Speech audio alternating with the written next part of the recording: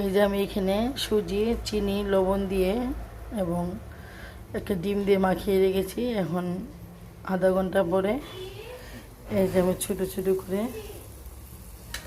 বড়া বানাচ্ছি, সুজির বড়া বিকালের নাস্তার জন্য।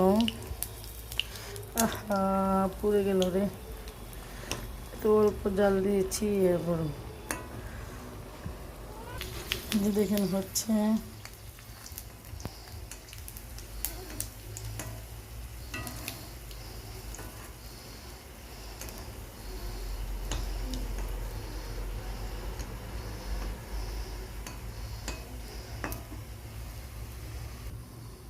এই যে দেখুন এভাবে দিয়ে নিচ্ছি, যে বাদামি কালার হয়ে যাবে তো নামিয়ে ফেলবো।